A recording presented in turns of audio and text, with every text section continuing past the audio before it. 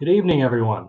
My name is Kevin Butterfield. I'm the Executive Director of the Fred W. Smith National Library for the Study of George Washington at Mount Vernon. I'm excited to welcome you to another book talk that we're having virtually from my home to yours, and an opportunity for us to explore one of the great recent books published in American history. We have exciting material to cover tonight. We have exciting interviews coming up just around the bend. I want to mention two. On Thursday at noon, so over the lunch hour, we're going to have a special interview with Dr. Paul Gillia, one of the great scholars of protests and even rioting across the entirety of American history, but particularly in the founding era. We're going to have a conversation with him about protests in the streets from the founding era to today, and really explore the long history of political violence and political statements made in public. And 1 week from tonight, another book talk, and this will be our Ford Foundation evening book talk for the month of June, will be with Dr. Lindsay Chervinsky with her new book on George Washington's cabinet, which is an exciting opportunity for us to explore George Washington and his presidency. Tonight, we're going to be exploring a much earlier period of George Washington's career, and in fact, really one of the first times that he enters onto the national stage in 1774. And it's my great pleasure to welcome you tonight to a conversation with the Mary Donlan Alger Professor of American History at Cornell University, Mary Beth Norton. We're going to be exploring her book, 1774, The Long Year of Revolution, which came out just a few months ago.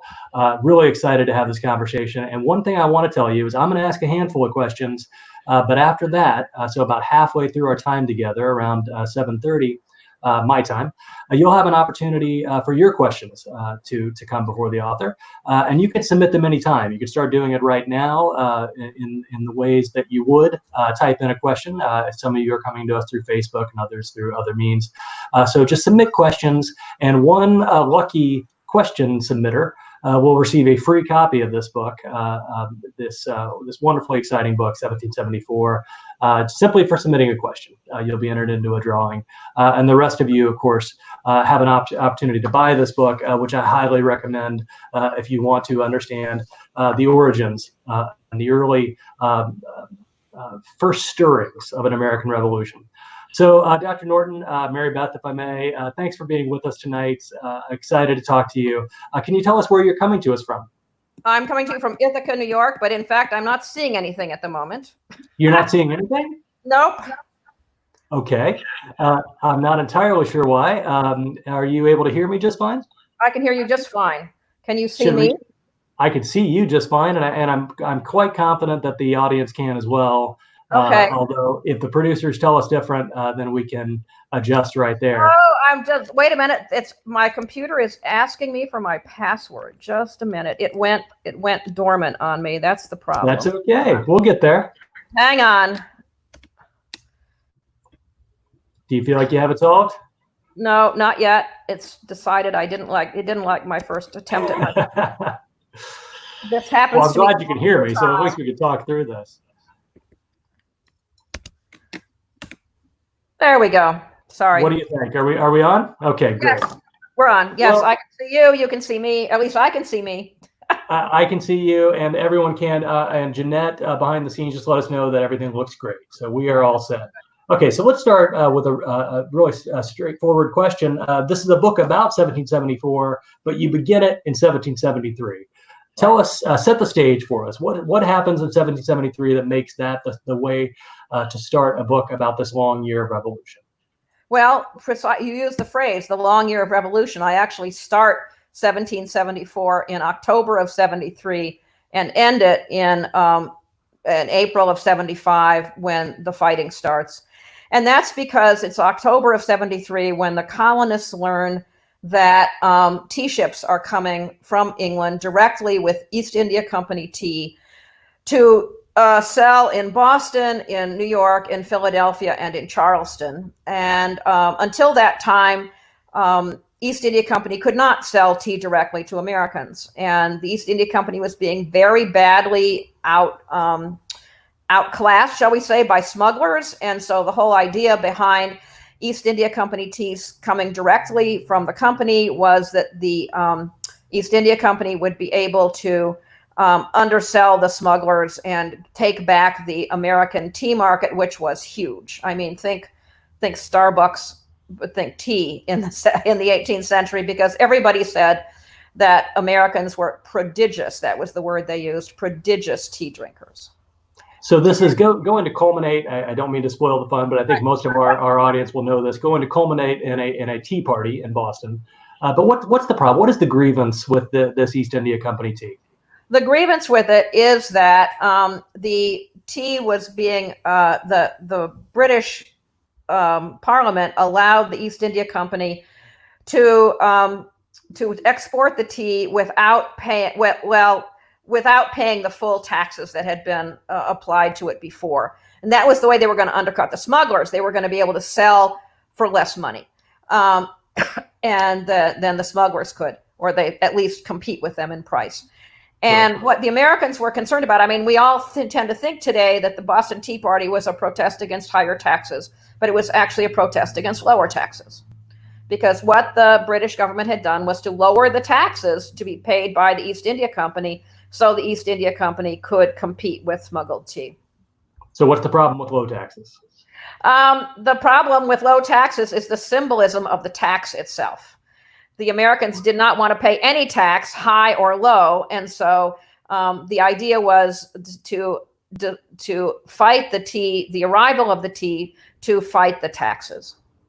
So with this concern about unjust taxation, and of course everyone I'm sure is at the phrase "no taxation without representation" is running through their minds right now. With that concern, there's a move to react violently, actually, in a lot of ways, to British claims to the power to tax. There's an image that actually you shared with me, and it's one that's parallel to one in your book. Can you describe us what's happening here? I think in the background people can see a tea party, but tell us what we see here, and tell us what this says about the American reaction in these early days. In the foreground, what you see is a customs collector being tarred and feathered. That's not the point of the image. The point of the image is the Tea Party in the background. This cartoon was done in England shortly after news arrived in England of the Tea Party, and so this is the only even semi-contemporary view of the Tea Party that is over there in the left background. We don't know whether the cartoonist talked to people who had seen the Tea Party, but there were people in London by that point who had been in Boston and who were reporting to Parliament on what had happened. So this is the clearest contemporary view we have, or the most semi-contemporary view we have of what happened in Boston in December of 1773, because that's when the Tea Party happened. So how did the British populace, the British government, how did they react when this happened? We see it as a famous moment of patriotism, but how the British were furious. The British were furious, and the Parliament adopted the Boston Port Act, closing the port of Boston to all traffic except for food and fuel, that is to keep the city alive until the tea was paid for. So the Parliament was totally infuriated by the Boston Tea Party. Well, and you said until the tea was paid for. Was it a valuable amount that was done? Oh yes, it was worth hundreds of thousands of dollars in modern money. Would have been the cost of the tea that was thrown overboard. Yeah, they threw overboard hundreds of chests, and the chests each contained, the chests of regular tea were 320 pounds each, and the chests of good tea, green tea, was 70 pounds each, and there were hundreds of chests thrown overboard. Wow. So yeah, it was a lot of tea, and so there was a lot of discussion in America about what to do about this. There were various wealthy people in Boston who said, okay, well, we'll help pay for the tea. This is once they learned that the Brits were insisting on the tea be paid for. Then others said, no, we really can't pay for the tea at all. We shouldn't pay for the tea. Other people said, let's get all of Massachusetts to contribute. Other people said, let's get all the colonies to contribute. And in fact, the debate went on for months and months and months about what should be done about compensating the East India Company for the tea that had been destroyed. And it was not decided until the First Continental Congress in October of 1774 that Americans would not, in fact, pay for this tea. Wow. So one of the things, one of the many things that I learned in reading your book that I didn't know, and if I did, I think I might have had the vaguest inklings of it, is that there are other cities, there are other ships where tea is a prominent point of discussion, a point of anxiety. Americans not sure how to react. You don't have to tell us about all of them, but can you give us a sense of the rest of the country? Well, the most obvious example is Charleston, because in fact, I didn't know this until I did this book, but the tea ship arrived in Charleston at basically the same time as the tea ships arrived in Boston. So Boston had 4 ships heading for it. One wrecked on Cape Cod, and I can talk about that. But in Charleston, the tea ship arrived at basically 4 or 5 days after the tea ships arrived in Boston. And in Charleston, the discussions turned out very differently. Men in Charleston literally could not decide what to do. They had repeated meetings and argued about what to do, how to respond to the tea. Should they agree not to import East India Company tea? Should they agree not to import any tea? What should they do about smuggled tea? There was a lot of smuggling of tea in Charleston. Right. And so in the end, they just sort of threw up their hands and let the customs officers confiscate the tea for non-payment of the duty. Wow. So in all of this, then you already mentioned the Port Act, the reaction of the government. I think you shared with us an image of the Boston port that we have as one of the images in your book. This gives, I think, some sense really of the size and significance of the Boston port. And you described this the closure of the port until they paid for the tea. But I think it's one of the that's really just a first step in the reaction to what Boston did. Can you just give us a sense of how the British government reacted across the months that you cover in the book? Yeah, sure. So the next 2 things they did. First, they penalized Boston, but the next thing they did was to adopt 2 other laws, both of which were pertinent to Massachusetts. The first reformed the government of Massachusetts.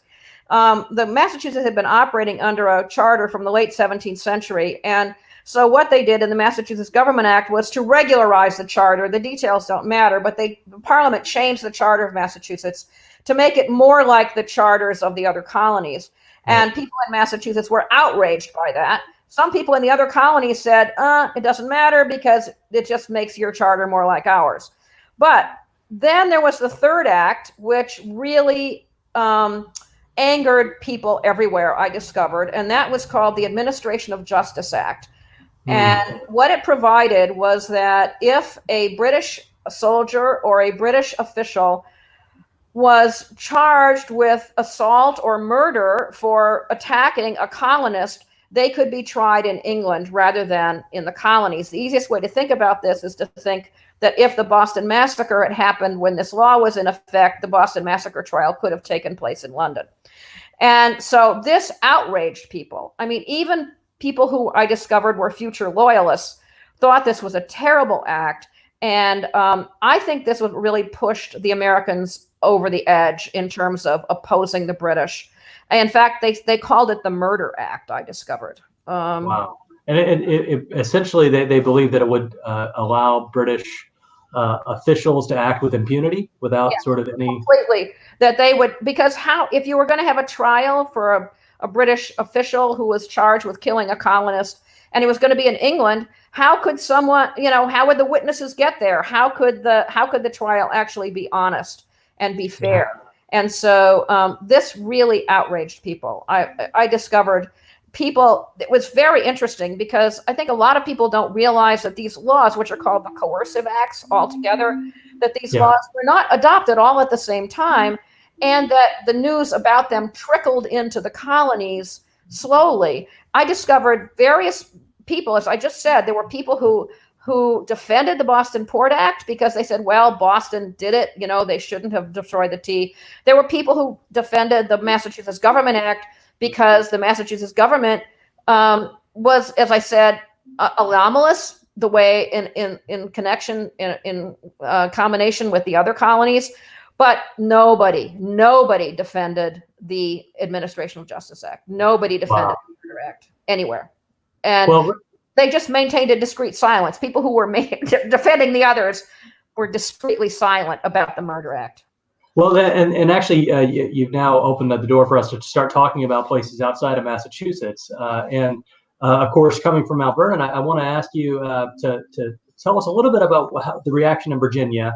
And then, and I actually, this is, as everyone watching this, that's a long time attendee of our events will know, George Washington will be named Commander-in-Chief of the Continental Army in the next year. And maybe next year you'll write a book about 1775, but I doubt that. But at this point, Washington is very aware of what's happening across the country. How did he react to what happened in Boston, and what do you know about Virginia and Washington? What's really interesting about Washington is that Washington has there's this famous quote from Washington, which he says, "The cause of Boston is now the cause of America." But people who quote that often leave out the parenthesis he put at the end of it, which is not that we approve their destruction of the tea. Okay. So he's like everybody else in Virginia, or almost everybody else in Virginia. I mean, they are very much opposed to what's being done to Boston. That is the closing of the Boston port. They donate money, they donate goods, and so forth. This is true all over. This is what people emphasize in their works on this period. But in fact, what's really fascinating to me is the way in which he and everybody else made an exception for the destruction of the tea. Really, hardly anybody supported it, including the county resolutions that were adopted in Virginia that summer. There were we have recorded 29 counties expressing their opinion on what's going on over the course of the summer of 1774. Only one county, Essex County, says, yep, Boston was right to destroy the tea. Wow. Most of the counties just maintain a discreet silence. They don't say anything.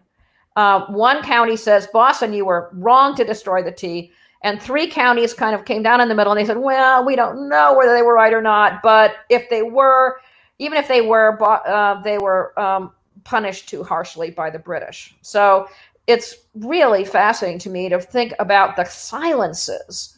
People don't usually think about the silences in these resolutions. And that, by the way, had happened in New England, too. There were a whole series of resolutions in Rhode Island and in New Hampshire and Maine, much closer, of course, in time to the destruction of the tea. And they did not approve the tea. They did not say, we think that Boston did the right thing in throwing the tea in the harbor. Colonists were very worried about the destruction of private property. So for those of you just joining us, again, you'll have an opportunity for your questions to be posed here shortly in just 10 or 15 minutes. So please submit your questions in the comments. Excited to be talking with Dr. Mary Beth Norton about the book 1774. And actually, as now that we've started talking about Virginia and moving outside of Massachusetts, I think it's a good opportunity for us to talk about the coordination efforts of the colonies, and of course, this is the year where we see the creation of what we can now call the First Continental Congress. They doubt they called themselves that, but the First Continental Congress gathers in this year. One of the images in your book shows a cover image of the journal of their proceedings, which has a liberty pole and all the hands of the nation coming together.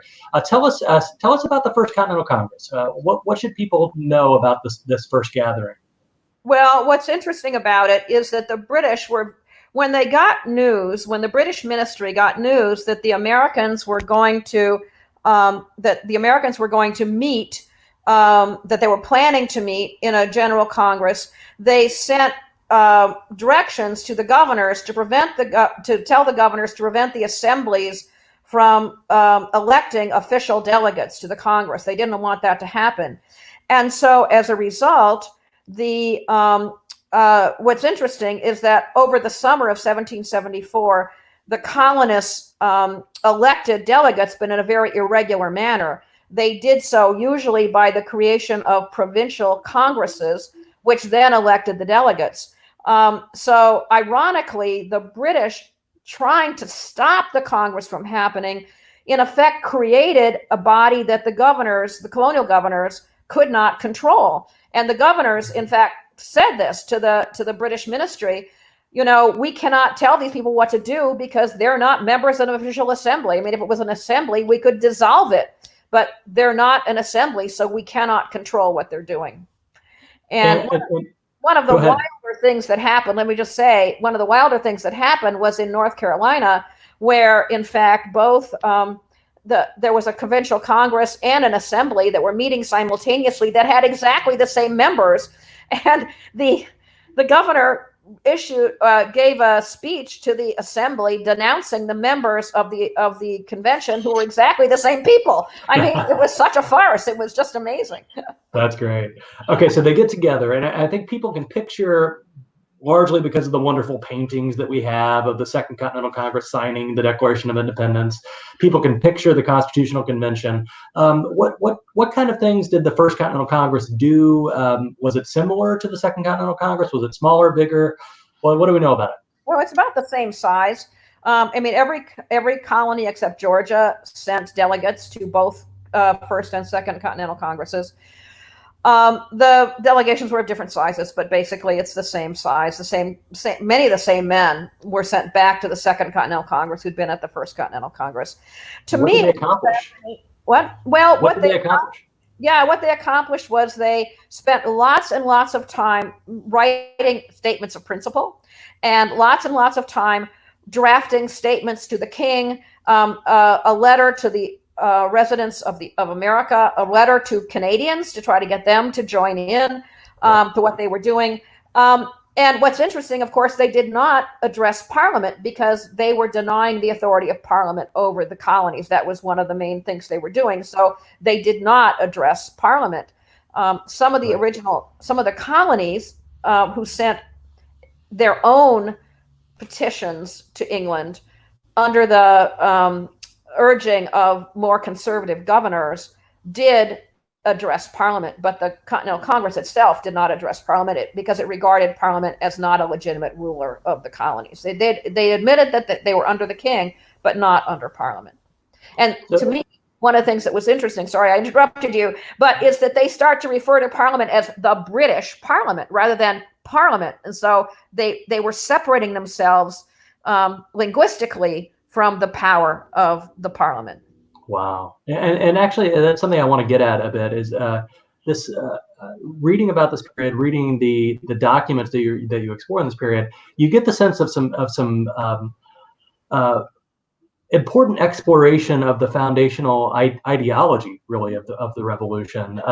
There's one of the pieces that you describe in detail. We have a cover image for a piece drafted by a very young Alexander Hamilton, where he is laying out his thoughts about some of the issues under debate. Right. Famously, Thomas Jefferson's summary view of the rights of British America comes out in this period. Right. Maybe tell us about what Hamilton's accomplishing here, or talk to us about the ideas that are swirling about. Well, Hamilton in this, I like to joke about this pamphlet because it's long, and he doesn't know how to stop it. It's like an undergraduate paper because he was an undergraduate at King's College, which became Columbia at the time he wrote it.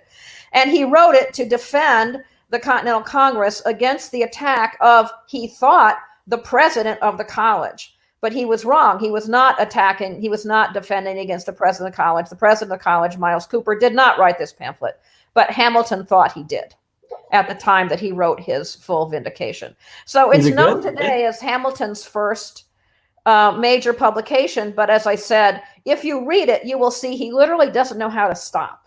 He just keeps going and going and repeating himself. It's like an undergraduate paper. Sorry. So he's still coming of age. Jefferson's summary view is more substantial and I think more fleshed out with ideas. There's a bigger question that I haven't asked you because you and I talked about it off air, but I want to explore it now. Why this year? Why did you decide to write this book? We've explored a lot of the comings and goings, the happenings, and the ideas. But what drew you initially to the 17th? What actually drew me initially was my doctoral dissertation, which was on the Loyalists. And when I wrote my doctoral dissertation back in the dark ages of the 1960s, I realized in the course of working on my dissertation on the Loyalists who fled to England during the Revolution that that it was 1774 that in effect made loyalists, and that therefore made disloyalists. And indeed, I discovered in working on this book that the word loyalist was used for the first time during the year 1774. And you can't have a loyalist until you have people who are perceived as being disloyal. And so that's to me this is crucial. I mean, I think many people who write about the coming of the revolution start, and it's a logical way to start with the Stamp Act crisis and so forth. But in fact, there is this extremely broad coalition of Americans before 1774 who are all in favor of resisting Britain. It's very broad. There are not very many people in the colonies. There are a few, but not very many, who say, no, Britain should not be resisted in what it's doing. But in 1774, as certain people like Samuel Adams become more radical, other people become more nervous and pull back and create, in effect, loyalists, because they see the way that things are going. And indeed, there are indications as early as, I say, in October of 74, that there are people who are thinking about independence very seriously, long before, of course, the Declaration is adopted. One of the images in your book, it comes out of Virginia, the Alternative of Williamsburg, it's called. And I think it gives some sense, there's a lot to unpack in this image, but it gives some sense really of what might have started to unsettle people that you say may have started to call themselves loyalists. The violence, the threats, the as you said, the radicalism of the period. So what are we seeing here in this image in Williamsburg in late 74? Yeah, well, what we're seeing is an image that is actually drawn from a description in a letter that I found. It was written from Norfolk in November of 74, but it describes an incident in Williamsburg where one man hung up a pole with tar and feathers on it. In the background, it's a gallows in this image, but it was not a gallows in actuality. And where men were being forced to adhere to the Continental Association, which was adopted by the Continental Congress at the very end of its meeting in October of 74. And so the British cartoonist, and this, by the way, is the same cartoonist who did the other cartoon, the British cartoonist shows all the locals, this woman with a child, men with guns and so forth, coercing this bewigged gentleman into signing this statement that he clearly is not very happy about signing. Wow! And so back there, what's hovering in the background, that's a barrel of tar and a bunch of feathers. A barrel of tar and a bunch of feathers, and that's the alternative of Williamsburg. If you don't sign, you'll be tarred and feathered. That's okay. Well, the title finally makes sense to me. Thank you. That's the threat. So in writing this book, you mentioned the long year, and before we go to audience questions, I do want you to take us into 1775. So with the decisions of the Continental Congress to basically wage economic warfare, right, to try to press their point as part of what's happening. But what happens as we round into the new year in 75? What's happening before April? Yeah, well, one of the major things I discovered is that by December of 74, January of 75, pretty much everybody in the colonies is writing letters to England saying it's all over unless you guys change your policy. This is the governors who are saying, I can't control these people. This is the individual colonists who are saying, we are determined to continue to resist unless you give in on these laws that we hate and that we are resisting, unless you give in on the claims that Parliament can tax us. So there's a kind of a uniform statement of letters. I was just stunned to discover all these letters that were written to England by ordinary people as well as by governors saying, this is it, this is the turning point. And then a lot of people in February of 75 saying, we expect war. And sure enough, they were right. Wow. That does seem early. It seems strikingly early. I think you have to do what you did in this book, which is to really dive in deep into the period to get a sense of that early move towards independence or something like it. Well, yes, I think that's right. And I do see people thinking about independence at a time when nobody's really thought they were thinking about independence, or at least at the very least they were thinking about a war. And that they expected a war. And there was, of course, this kind of almost a rehearsal for Lexington and Concord that my friend Peter Hoffer has written about in a very brief book about he calls the Salem gunpowder raid, which occurs a month earlier, where troops go to Salem to try to grab some gunpowder that they know is stored there, and they're basically fended off, and there is no warfare because both sides sort of say, okay, we're not going to do that. The British commander pulls back. The Americans allow him to make a symbolic crossing of a crucial bridge, and then he goes back again. And then they go back to Boston, and he announces that, they couldn't get the gunpowder that they were looking for.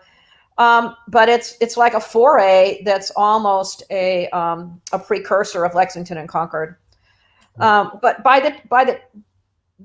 those troops went out before Gage got his orders from Dartmouth.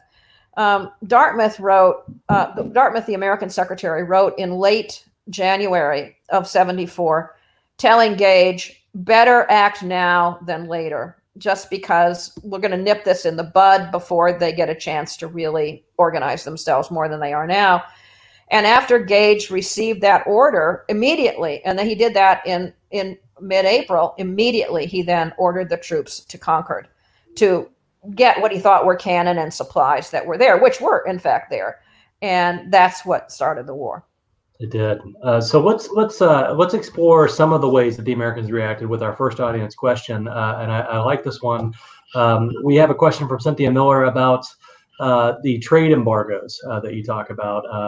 Could you talk about the ways that this actually affected Great Britain? Were these effective? Did they hurt the economy? Did they move the needle at all overseas? Well, it didn't really happen until October. I mean, the trade embargo was adopted by the First Continental Congress, and it was not enforced until the First Continental Congress was dissolved in late October of 74. They had tried to enforce it, but in fact, by the time the war started, there was hardly any chance for it to have any impact. And the colonists, as I point out in the book, were very much in disagreement about whether it was just going to be non-importation or also non-exportation. And in fact, they probably were going to have a much greater impact with non-exportation, telling the Brits, we're not going to send you our tobacco, we're not going to send you our rice and so forth, our indigo, our other products, or we're not going to send them to the West Indies. That would be more of an impact, but it never really happened before the war started. So it's kind of irrelevant. I mean, they spent a lot of time talking about it, but it turned out to be pretty much irrelevant. It was caught up by the trend of events. Well, let me ask you though, as someone who's taught this period in American history for many, many years, across the years, what you described sounds painful on the Americans' part, to not sell their goods, to not buy things that they really want, like tea. How can you describe that? How difficult was it to persuade Americans to buy into these ideas? Well, they were there, especially with tea. I work a lot on the attempt to get Americans to agree not to drink tea. Yeah. And there were big debates about that. And some of it was, don't drink tea because it's bad for your health, which I think is quite hilarious. But also, especially telling women don't drink tea because you will have sickly children if you drink too much tea. And the women who responded in the newspaper said, you people are crazy. Why don't you just tell us you don't want us to drink it for political reasons? And we're much more likely to do that than we're not going to fall for this kind of stupid argument you're making. So the colonists did try very hard to persuade people. But again, nothing really happened in 74 except for the tea boycott. I mean, it's later on that the other issues sort of come in, the issue of non-exportation and so forth. But I might add that one of the issues in 74 was that even though people were saying they weren't drinking tea, they were clearly drinking smuggled tea. They just weren't drinking East India Company tea. Right. And there were all kinds of people who supposedly burn their tea and so forth, but they have secret stashes of it. And I have in the book these wonderful little slips of paper that are out in the Huntington Library, where people are asking members of the local committee to please let us have some of the tea that the committee has in its hands, because we need it for healthful reasons. I mean, because people think it's good for your health, despite all the propaganda to the opposite. And no, everybody, it was a sign of patriotism not to drink tea, but I think most people still continue to drink tea. And James Victor from Hong Kong, who I think I mentioned earlier, has found that tea merchants were still advertising tea in the papers in this period, so. Wow. There was, but the other act you mentioned, this administration investment act, which people commonly call the Murder Act. This is a great question coming in from Gail Bell, asking about whether the royal governments ever really invoked it. No. What happened to that act? No, it didn't. They never could invoke it, because they were by the time the information about it arrived, confirmation of it did not actually arrive in the colonies until the late summer of '74. And they did not have any, and by then the royal governors were so losing authority over their people, quote unquote, that they could not do it. They couldn't have done it even if they wanted to. In fact, many of the governors wrote back to England, wrote back to Dartmouth and said, we don't dare try to enforce authority, because all it will do is show our impotence. It will just show that we are powerless, and we don't want to make that so obvious as it now is. And so it never became an issue. It never became an issue. The act was rumored earlier in the summer, but the actual confirmation of its passage, because of the months at sea and so forth, and the signing by the king did not arrive until the late summer. So it was never put into effect. Great. I didn't know the answer to that, so I'm glad it was asked directly. There's another question that we have coming up with regard to the movement, the what's happening outside of Massachusetts. Right. Take a step away from Boston for a minute. Is there another area of the colonies that came close to matching the fervor of Boston?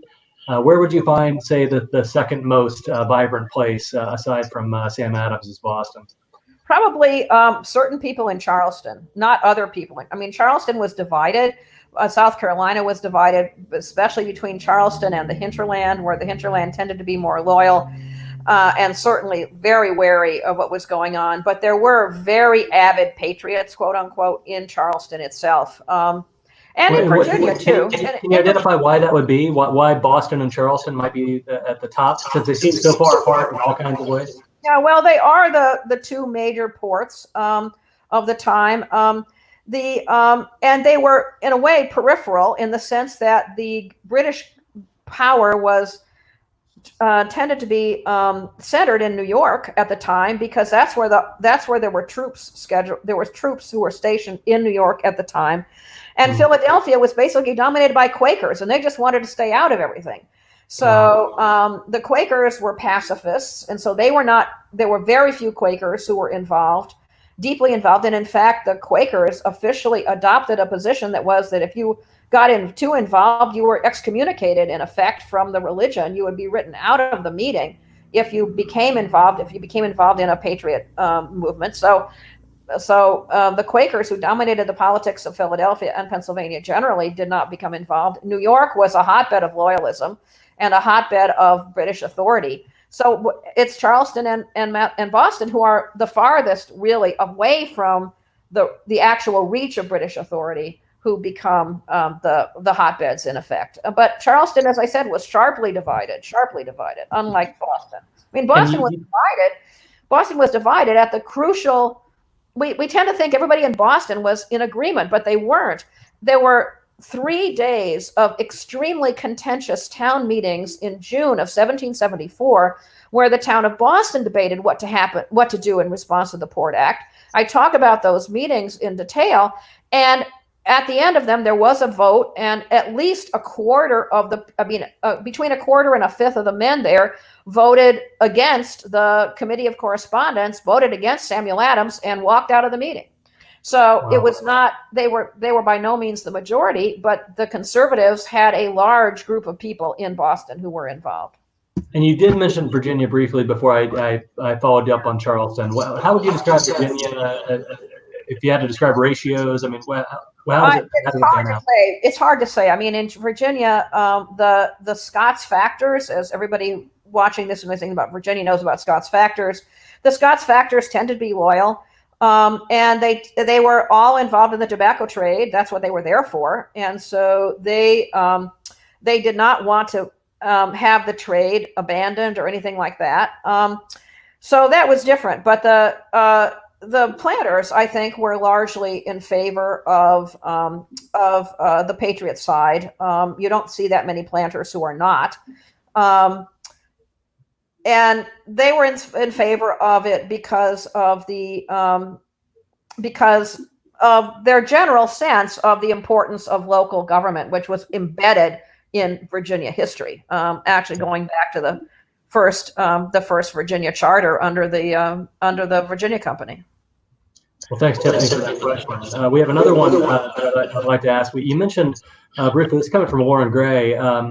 You mentioned your doctoral work, and then you mentioned this book. There's a lot in between. Could you talk to us? And actually, I'm going to go ahead and read this because I sat behind you once at a conference and was too shy to say hello. Such a shame. I wish I had.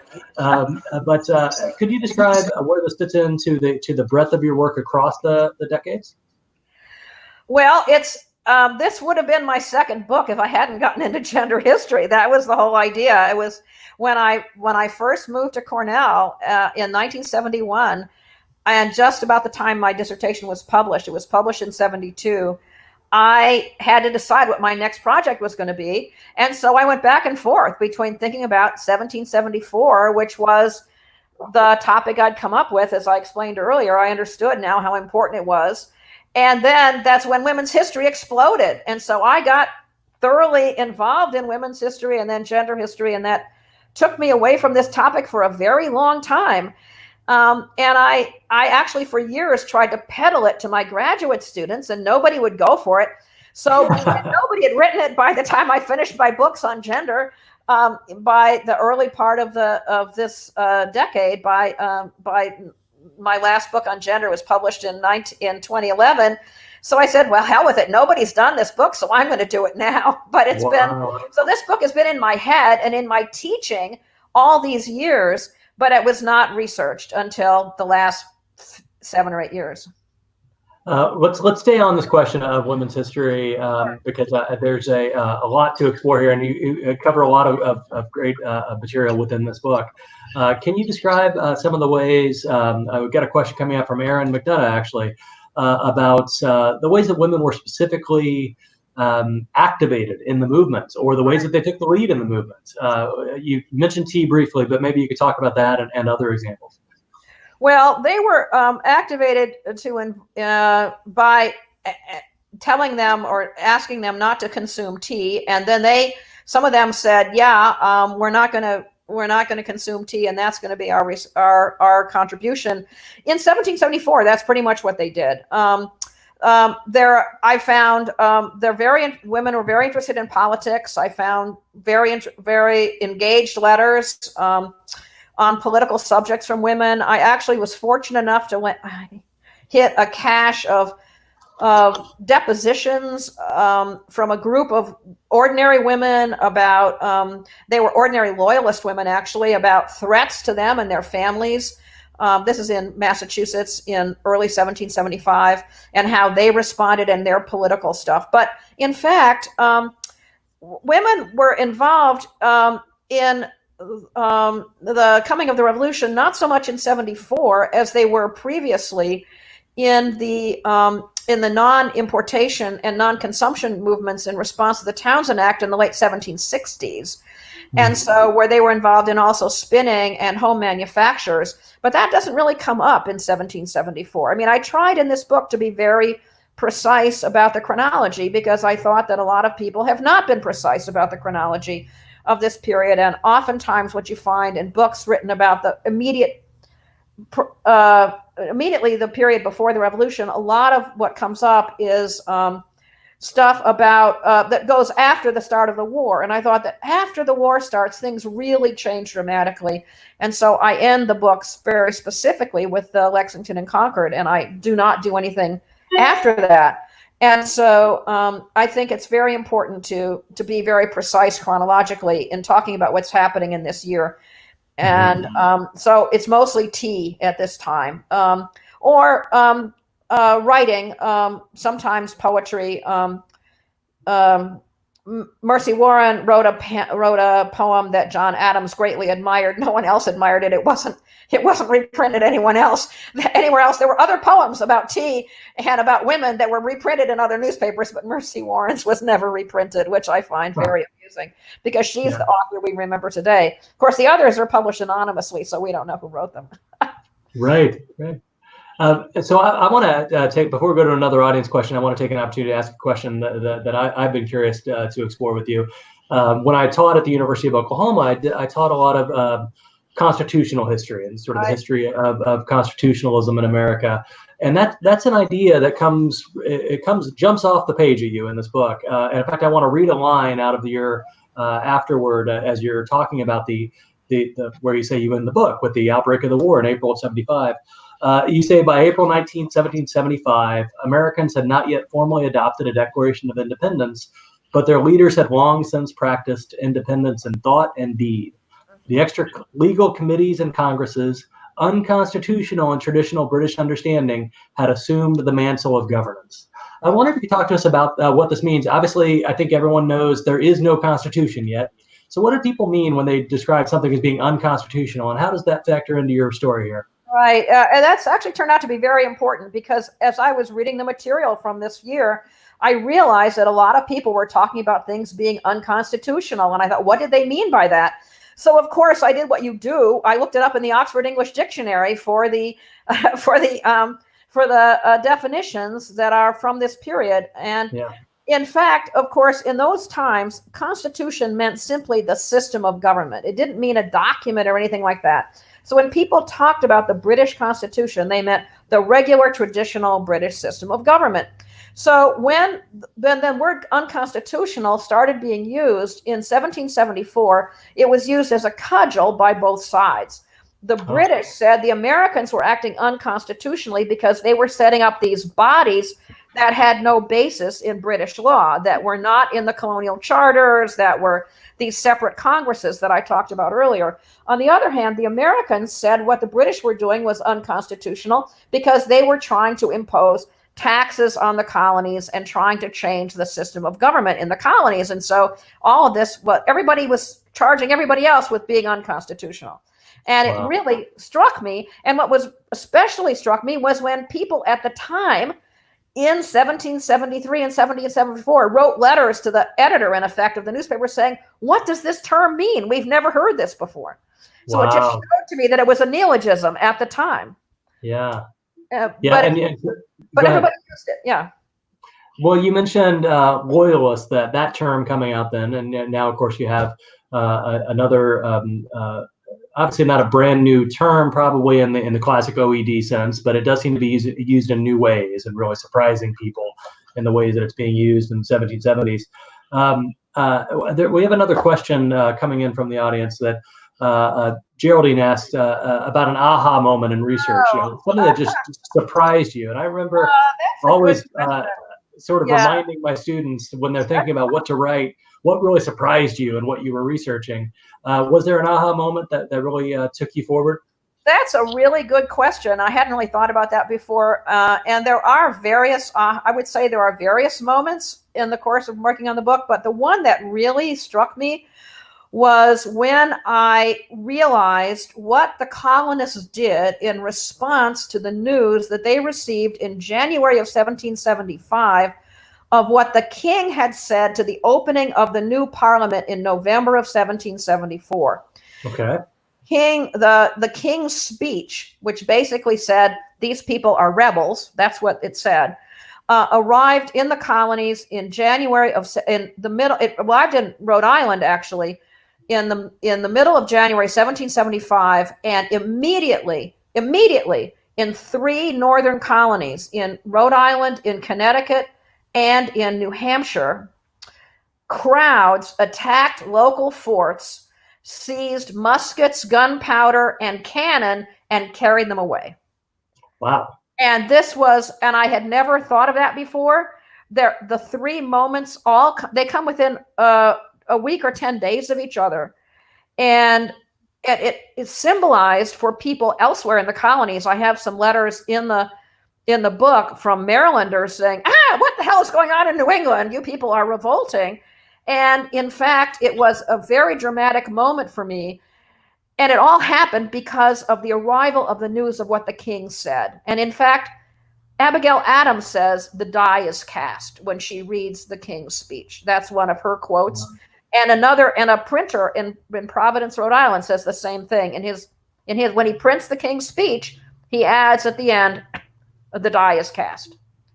And so this, again, what I was saying earlier really about this crucial period of late December into January of 75 is when a lot of things happened. And when I think the colonists had an aha moment when the king's speech came. And I want to add here that one of the crucial things about the book is that it's really important to be precise about chronology, because as I've said several times over the course of this evening, it took a while for news to arrive. And so oftentimes things happened in England. And when we read books about it, we tend to think, or the colonists learned about it. But no, the colonists learned about these things 6 to 8 weeks or later, usually, and sometimes even much later than that. In fact, going back to the very beginning, the Tea Act was actually adopted in May of 73, but the colonists it was delayed. The news was delayed getting to the colonists. They didn't really know about what it meant until October. Wow. So, I mean, the delay was very important. And in the case of the king's speech, I think nobody else has connected. Well, people, for one thing, those 3 incidents I just mentioned in Rhode Island, Connecticut, and New Hampshire, they've tended to be written about in the local histories of Connecticut, Rhode Island, and New Hampshire. They haven't been written about together. And they haven't been written about together with the news that what set them off was the arrival of the king's speech. That's amazing. Yeah, that is quite some time before April for what sounded to me like almost acts of war. It's remarkable. Exactly, right.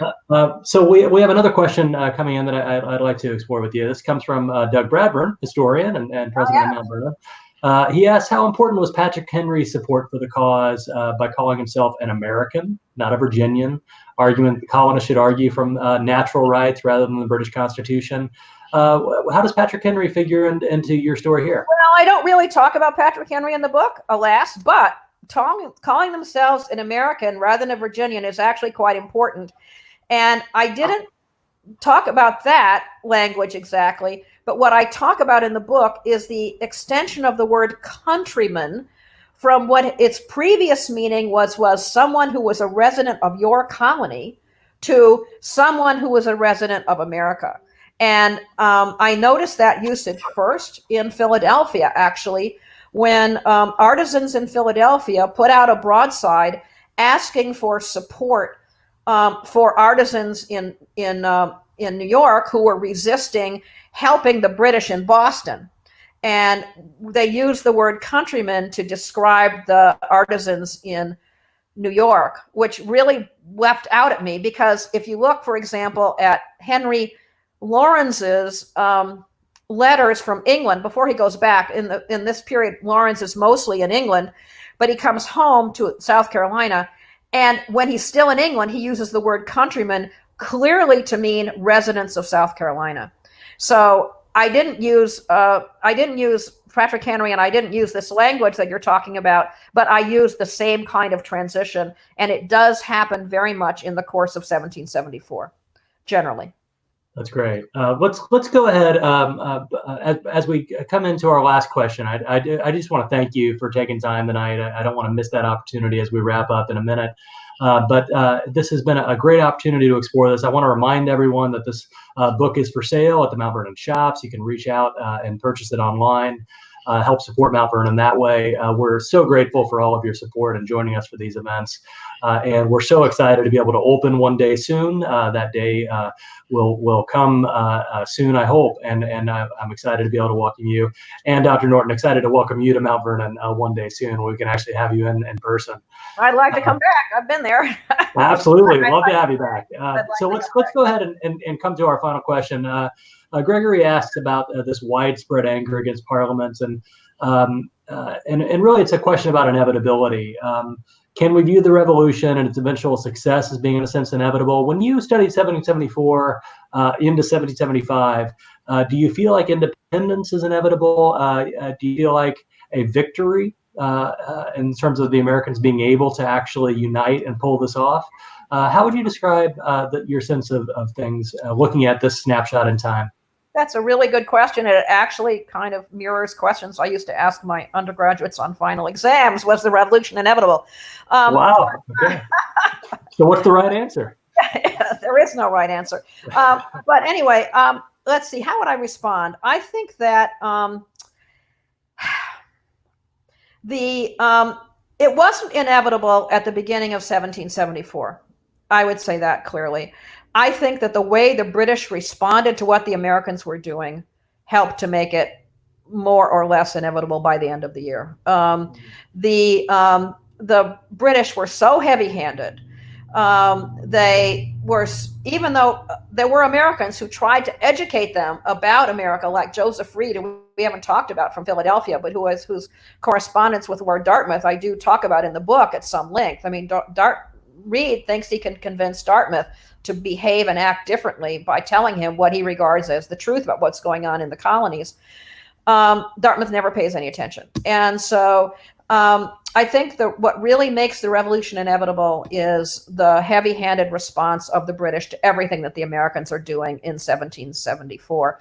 And let me just say that one of the things that just really leapt out at me is a quote that I use in the book.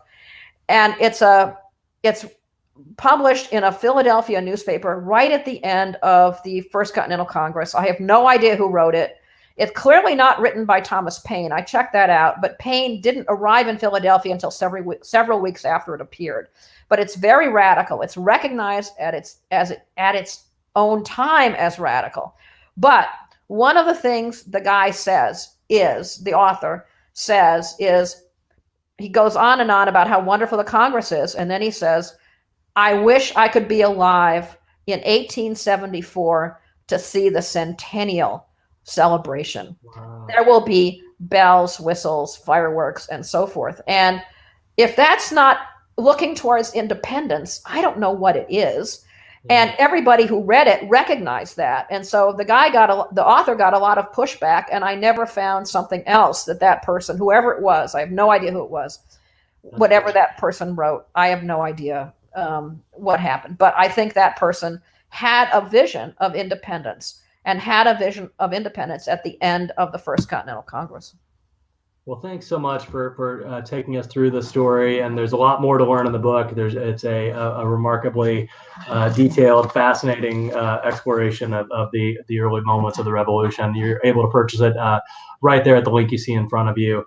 And on behalf of the Mount Vernon Ladies Association, the Washington Library of Mount Vernon, we're really grateful for your time, for all of you out there watching, and for your questions. We're extraordinarily grateful.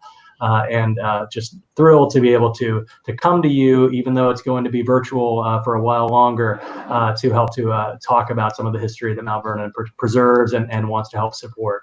So thank you for this, Dr. Norton. Really enjoyed it. Well, thank you. It's been fun. We'll have you to Mount Vernon one day soon. To all of you out there, thank you so much. Hope to see you again soon in many of our live streams. And a week from the night, we'll have Dr. Lindsay Chervinsky on talking about George Washington's cabinet. Thank you to everyone, and good night.